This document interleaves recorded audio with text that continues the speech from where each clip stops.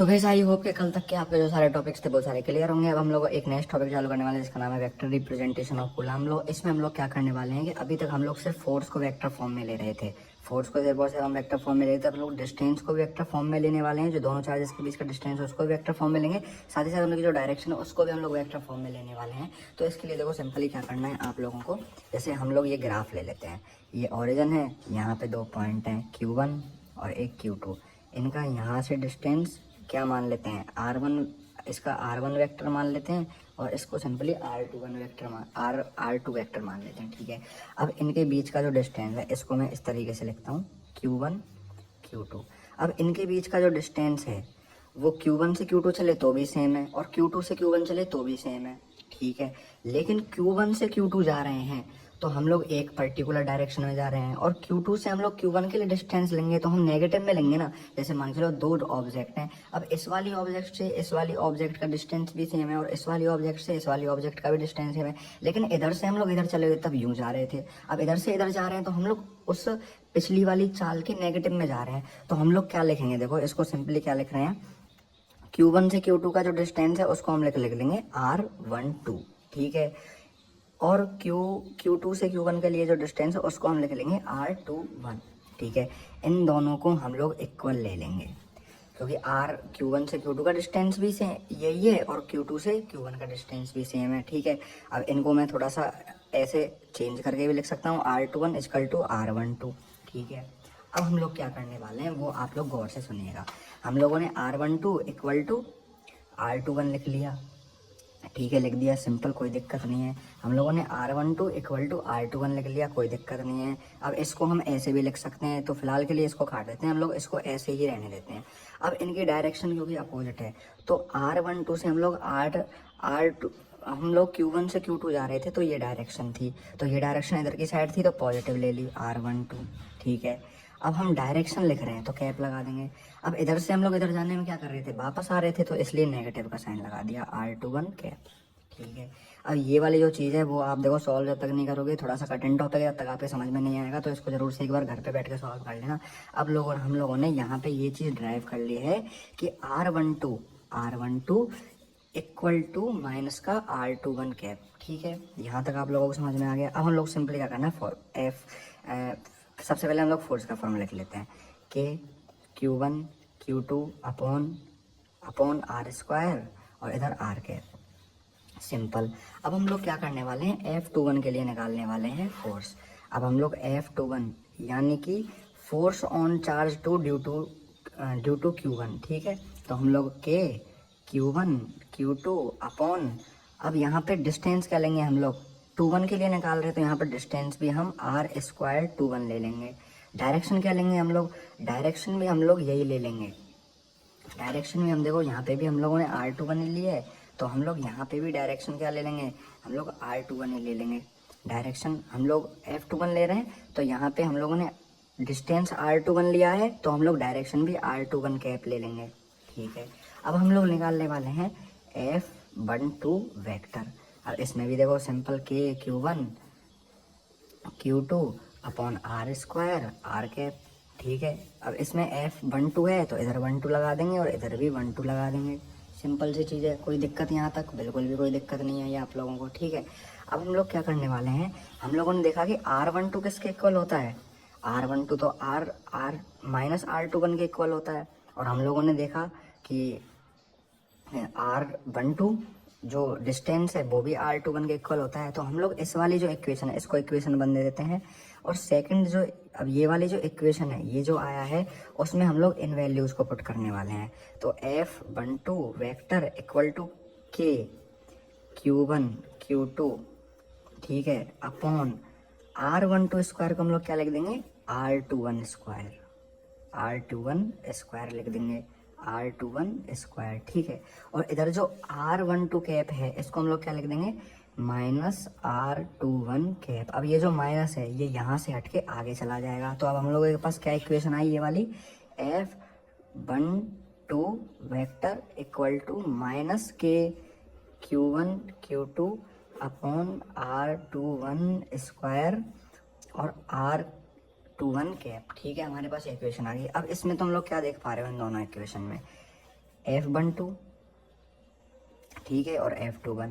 अब ये वाली जो इन दोनों इक्वेशन में जो वैल्यू है वो बिल्कुल की बिल्कुल सेम है, तो हम लोग क्या कर सकते हैं, F12 ले लेंगे वेक्टर इक्वल टू माइनस को लिख देंगे। अब जो ये है वो तो ये रहा ना, वो अब ये वाली जो वैल्यू है वो F21 के इक्वल है, तो हम लोग लिख लेंगे F12 vector equal to F21 vector minus F21 vector. तो ये हमारा यहाँ से जो रिलेशन है वो डिराइव होता है। तो ये इंपॉर्टेंट चीज़ है जो तुम लोगों को प्रैक्टिस करनी है, तभी तुम्हारे समझ में आएगी। तो इसको बैठ के जरूर से अभी के अभी वीडियो पॉज करके करो, तभी ही तुम लोग समझ पाओगे, ठीक है। इसका जो नेक्स्ट टॉपिक आता है वो आता है, वो जो नेक्स्ट टॉपिक आता है वो अपना आता है ये वाला कि अपनी फोर्स की जो वैल्यू होती है वो हर जगह पे चेंज होती है। जैसे कि अभी मान के चलो फोर्स की जो वैल्यू है वो वैक्यूम में अलग है, वो मीडियम में अलग होती है। तो वैक्यूम और मीडियम के लिए अपन लोग निकालते हैं और इनके ऊपर थोड़ी डिटेल में बात करते हैं। अभी vacuum, in vacuum value of force. तो in vacuum value of force क्या लेंगे हम लोग, देखो सबसे पहले हम लोग फोर्स का सिंपल फॉर्मूला लिखते हैं के Q1 Q2 upon R square, के Q1 Q2 upon R square. अभी हम लोग इसको वेक्टर फॉर्म में लिख लेते हैं, तो इधर आर कैप लगा देंगे सिंपल। यहाँ पे भी हम लोगों ने ऐसे ही लिख रखा है, हम लोगों ने यहाँ पे भी ऐसे ही लिख दिया। अब के की जो वैल्यू होती है वो हम लोगों ने अब तक पढ़ी है कि 9 × 10⁻⁹ होती है, ठीक है। लेकिन के की जो हम एक तरीके से एक और वैल्यू लिखते हैं वो लिखते हैं एफ वेक्टर इक्वल टू, के की जो वैल्यू होती है वो होती है 1/4πε0। ये हमारी वैक्यूम में वैल्यू होती है, इन वैक्यूम। ये जो वैल्यू है वो वैक्यूम में होती है, ध्यान रखिएगा। मीडियम में अलग होती है और अलग जगहों पे अलग होती है। के की जो वैक्यूम में वैल्यू है वो होती है 1/4πε0। तो हम लोग यहाँ पे के की जगह पे क्या लिख देंगे, 1/4πε0। के हट गया, Q1 Q2 upon R square और आर कैप ऐसे की ऐसे। तो ये हमारी जो वैल्यू है वो आ गई। 1 को यहाँ से हटाई देते हैं, कोई मतलब नहीं है, सेंट होगा 1 ही रहेगा, ठीक है।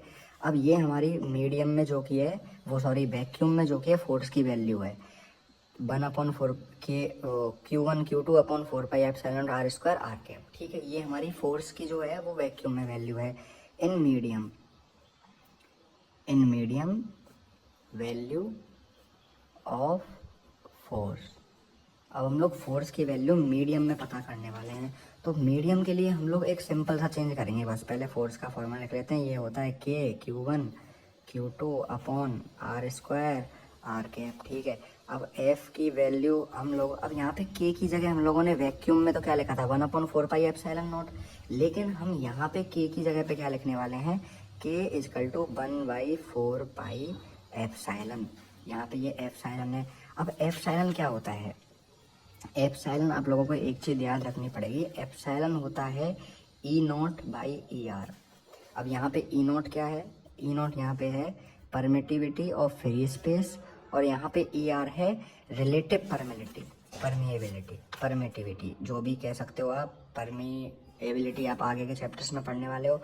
तो E जो है यहाँ पे है वो है परमिटिविटी ऑफ मीडियम, ER यहाँ पे है जो है रिलेटिव परमिटिविटी और डाइलेक्ट्रिक कांस्टेंट, और E0 है वो है परमिटिविटी ऑफ फ्री स्पेस। तो हम लोग यहाँ पे जो के की वैल्यू लेंगे, ई ले ली हमने। अब ई क्या होता है, E0 = ER। तो हम लोग यहाँ पे वैल्यू जो लेने वाले हैं वो लेने हैं 4πε0ε। तो अब यहाँ पे एफ की जो हम लोग वैल्यू लिखेंगे वो क्या लिखेंगे, 1/4πε0ε, ऊपर Q1 Q2 R cap. Simple सी चीज़ है, बिल्कुल सिंपल सी चीज़ है। अब एक बात याद रखिएगा, जो एप्सिलॉन आर की जो वैल्यू होती है, एप्सिलॉन आर की जो वैल्यू होती है वो या तो वो ग्रेटर देन होती है 1 के या फिर इक्वल होती है 1 के, मतलब 1 से छोटी एप्सिलॉन आर की वैल्यू कभी भी नहीं होती है। अब ये अलग अलग चीज़ों के लिए अलग अलग होती है, एप्सिलॉन आर की जो वैल्यू होती है वो अलग अलग चीज़ों के लिए अलग अलग होती है। वैक्यूम के लिए एप्सिलॉन आर की वैल्यू 1 होती है, मतलब यहाँ पे वैक्यूम में जब हम किसी भी चीज़ को रखेंगे तो एप्सिलॉन आर की वैल्यू हम लोग 1 लेंगे। एयर के लिए एप्सिलॉन आर की वैल्यू 1.05 होती है, जिसको हम यूजुअली 1 ही ले लेते हैं। वाटर के लिए एप्सिलॉन आर की वैल्यू 79 होती है, जिसको हम यूजुअली कैलकुलेशन में 80 ले लेते हैं। मेटल्स के लिए एप्सिलॉन आर की वैल्यू इनफाइनाइट होती है। अब यहाँ पे एक क्वेश्चन बनता है कि एप्सिलॉन आर की जो वैल्यू है मेटल्स के लिए वो इनफाइनाइट होती है, तो फोर्स की वैल्यू बताओ मेटल्स के लिए क्या होगी। फोर्स की वैल्यू मेटल्स के लिए क्या होगी, तो हम लोग कैसे लिख सकते हैं, एफ मेटल इक्वल टू के Q1 Q2 by R square, इधर आर कैप। अब क्या भाई साहब, हम लोग के को ले लेंगे, एफ मेटल इक्वल टू के क्या हो जाएगा 1/4 pi epsilon naught epsilon R, क्योंकि हम लोग यहाँ पे बात किस में कर रहे हैं, मीडियम में। अभी हमने किसी मेटल को मीडियम में रख दिया है, तो मेटल की मीडियम में क्या फोर्स की वैल्यू होगी, ठीक है। अब यहाँ पे ले लिया Q1 Q2 और यहाँ पे आर कैप। अब मेरे को एक बात बताओ, एप्सिलॉन आर की वैल्यू क्या है मेटल्स के लिए, इनफाइनाइट, ठीक है। तो एप्सिलॉन आर की जगह पे हम लोग क्या पुट कर देंगे, इनफाइनाइट। अब इनफाइनाइट का इनटू इन से होगा, क्या बचेगा, इनफाइनाइट। और इनफाइनाइट का किसी चीज़ में डिवाइड जाएगा, मतलब इधर नीचे बचेगा क्या, सिर्फ इनफाइनाइट। इनफाइनाइट का इनमें डिवाइड जाएगा तो क्या आएगा, इसका आंसर आएगा 0। यानी कि फोर्स की मेटल की फोर्स की वैल्यू होती है वो होती है 0, क्योंकि इसका जो रिलेटिव परमिटिविटी या फिर डाइलेक्ट्रिक कांस्टेंट होता है वो इनफाइनाइट होता है, ठीक है। यहाँ तक समझ गए। अब इसके बाद एक क्वेश्चन आता है जी, क्वेश्चन क्या है मैं आप लोगों को समझा देता हूँ कि क्वेश्चन में ये कहता है कभी कि वैक्यूम और मीडियम में फोर्स अगर हम लोग वैक्यूम में लगाएंगे और फोर्स हम लोग मीडियम में लगाएंगे तो दोनों फोर्सेज में से किसकी वैल्यू ज़्यादा होगी। तो हम लोग एफ वैक्यूम को कैसे लिखते हैं, Q1 Q2 upon 4 pi epsilon naught R square. और हम लोग मीडियम को कैसे लिखते हैं, फोर्स मीडियम को Q1 Q2 upon 4 pi epsilon naught epsilon R square, ठीक है। यहाँ तक आप लोग समझ गए। अब यहाँ पे एक छोटा सा ट्विस्ट है। अब आप मेरे को बताओ कि फोर्स की वैल्यू इन दोनों फॉर्मूले में किधर ज़्यादा है। तो सिंपल सी बात है कि फोर्स की वैल्यू वैक्यूम में ज़्यादा है, क्योंकि इधर एप्सिलॉन आर का डिवाइड लग रहा है। तो अगर हम लोग किसी चीज़ का डिवाइड करेंगे किसी डिजिट में तो वो वैल्यू छोटी हो जाएगी ना। अब एप्सिलॉन आर हमेशा 1 से बड़ी ही होती है, देखो एयर में भी 1.05 ही थी। तो हम लोग जब एप्सिलॉन आर का डिवाइड ऊपर वाली चीज़ों में करेंगे तो ये जो पूरी वैल्यू है वो छोटी हो जाएगी, लेकिन यहाँ पे तो एप्सिलॉन आर है ही नहीं, तो यहाँ पे तो किसी चीज़ का डिवाइड करना ही नहीं पड़ रहा। अब यहाँ पे एप्सिलॉन आर ज़्यादा है तो यहाँ पे इसकी वैल्यू कम हो जाएगी और वैक्यूम में फोर्स की वैल्यू ज़्यादा हो जाएगी। इसके बाद का टॉपिक जो फर्दर टॉपिक हम लोग डिस्कस करते हैं वो है सुपरपोजिशन प्रिंसिपल। सुपरपोजिशन प्रिंसिपल में हम लोग क्या करने वाले हैं, ये एक Q0 चार्ज रखा हुआ है, इससे कुछ दूरी पर एक Q1 चार्ज है, इससे कुछ दूरी पर Q2 चार्ज है, इससे कुछ दूरी पर Q3 चार्ज है, इससे कुछ दूरी पर Q4 चार्ज है और इस से कुछ दूरी पर Qn चार्ज है। यहाँ पे डिस्टेंस हम लोग लेते हैं R01, R02, R03, R04 और R0n, ठीक है। यहाँ तक तुम लोग समझ गए। अब मेरे को एक चीज़ बताओ कि Q1 और Q0 के बीच जो फोर्स लग रहा है वो क्या इन चार्जेस पर डिपेंडेंट है। मतलब अगर मान के चलो कोई दो बहुत अच्छे दोस्त हैं तो उन दोनों की दोस्ती पर क्या किसी तीसरे के आने से फ़र्क पड़ेगा, नहीं पड़ेगा। तो ये दोनों चार्जेस हैं तो इन दोनों चार्जेस के फोर्स पे किसी भी अलग दूसरे चार्ज का फ़र्क नहीं पड़ेगा। तो हम लोग कैसे लिखेंगे, अब लोग इनके बीच फोर्स लगने वाला है तो उसको हम लोग कैसे लिखेंगे। अब हम लोग फोर्स की वैल्यू कैसे लिखेंगे, F01 वेक्टर इक्वल टू के, अब पहले हम लोग इन दोनों चार्जेस के लिख रहे हैं के Q1 Q2 अपॉन इनके बीच का डिस्टेंस R01 और R01 वेक्टर। F02 को हम लोग कैसे लिखेंगे, के Q1 Q2 अपॉन R02 और R02 कैप, ठीक है। R03 को भी ऐसे लिख लेंगे के Q3 Q0, अरे सॉरी यहाँ पे हम लोग ऐसे नहीं लिखेंगे इनको, Q1 Q2 हम जब यूज़ करते जब ये Q1 और Q2 चार्ज होते हैं। यहाँ पे जो चार्ज है वो है Q1 और Q0 और यहाँ पे ये वाला जो चार्ज है वो है Q2 और Q0, ठीक है, सॉरी यहाँ पे मेरे से मिस्टेक हो गई, माफ़ी चाहता हूँ उसके लिए। और उसके बाद ये F03 K Q3 Q0, और इधर नीचे जो स्क्वायर लेंगे वो हम R03 स्क्वायर ले लेंगे। इधर स्क्वायर लगाना भूल गया मैं, स्क्वायर भी लगाना भूल गया, इसको लगा लेते हैं। उसके बाद F0n हो जाएगा K Qn Q0 upon R0n square R0n cap. ठीक है, अब हम लोग नेट फोर्स अगर निकालेंगे तो इन सबको हम लोग ऐड कर देंगे।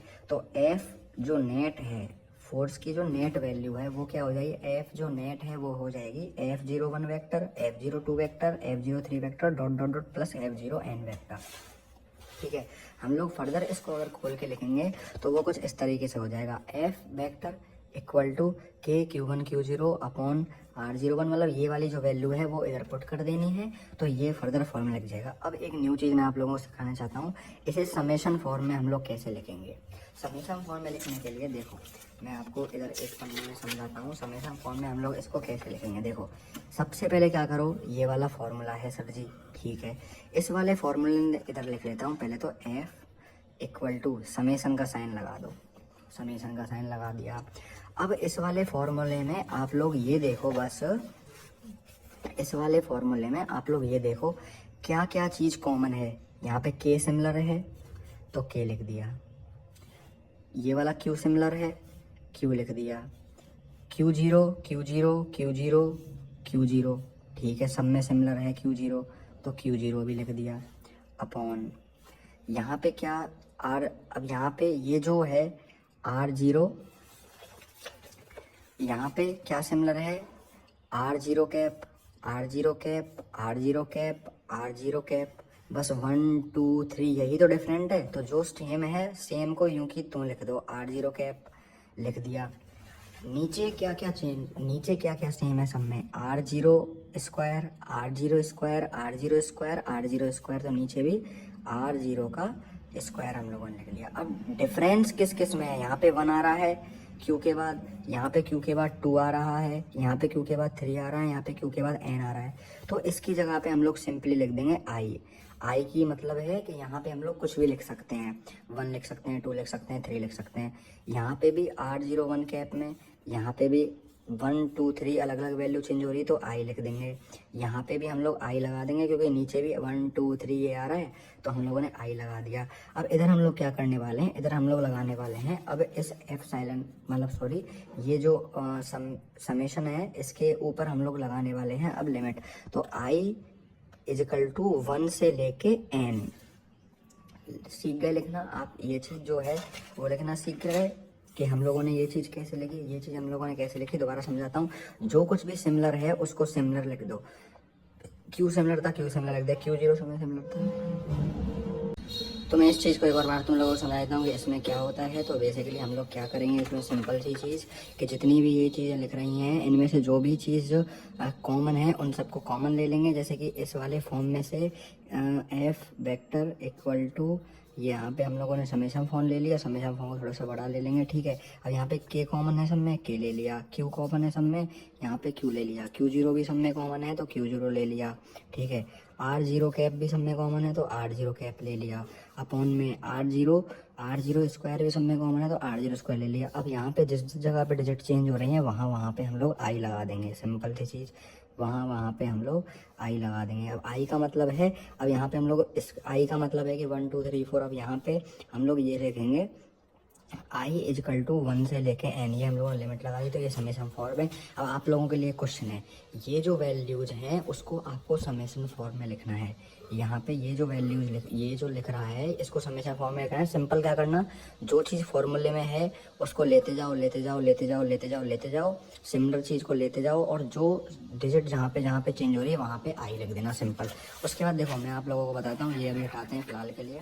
अब यहाँ पे एक लास्ट क्वेश्चन मैं करवाने वाला हूँ, उसके बाद 2 क्वेश्चन आप लोगों को दूंगा और आज की क्लास यहीं पे एंड हो जाएगी। तो इस क्वेश्चन में देखो क्या है, सबसे पहले क्वेश्चन अपन लोग लिख लेते हैं। यहाँ पे Q1 चार्ज है, ये Q2 चार्ज है और ये Q3 चार्ज है। Q1 चार्ज की वैल्यू, Q1 चार्ज के यहाँ पे डिस्टेंस 2 मीटर, ये हो गई 3 मीटर, ये 3 मीटर। Q1 कितना है +2 कूलम, Q2 कितना है +3 कूलम और Q3 कितना है -4 कूलम। यहाँ पे अब ये जो वाली जो डिस्टेंस है उसको हम लोग क्या लेंगे, Q1 से Q2 है तो R12, ठीक है। ये वाली जो डिस्टेंस है इसको हम लोग क्या लेने वाले हैं, इसको हम लोग लेने वाले हैं R21, ठीक है। डिस्टेंस लो चाहे मतलब अभी तो कोई दिक्कत है ही नहीं इतनी, ठीक है। अब इसके बाद हम लोग क्या निकालने वाले हैं, हम लोग निकालने वाले हैं नेट फोर्स ऑन टू। अब नेट फोर्स ऑन टू क्या होगा, Q3 के द्वारा लगाया गया इस पे फोर्स और Q1 के द्वारा इस पे लगाया गया फोर्स, तो force 2 equal to net force on two क्या होगा, इक्वल टू होगा F21 और F23। मतलब फोर्स 2 पर 3 जो चार्ज लगाएगा और 1 जो चार्ज लगाएगा वो हो जाएगा मतलब F21 जूम करके दिखाता हूँ आप लोगों को, थोड़ा सा जूम करके बताता हूँ। तो यहाँ पे जो टोटल होगा F2 के ऊपर लगाया हुआ फोर्स वो क्या होगा, F2 equal to F21 vector और F23 वेक्टर, ठीक है। अब F21 की अगर हम लोग ले लेंगे K Q1 K Q1 upon, अब F21 यानी 2 से लेके 1 के लिए कितना डिस्टेंस है, R2 से लेके 1 के लिए मतलब F21 ले रहे हैं ना हम लोग, तो डिस्टेंस में क्या लिखेंगे R21 का स्क्वायर और वही R21 हम लोग डायरेक्शन में ले लेंगे।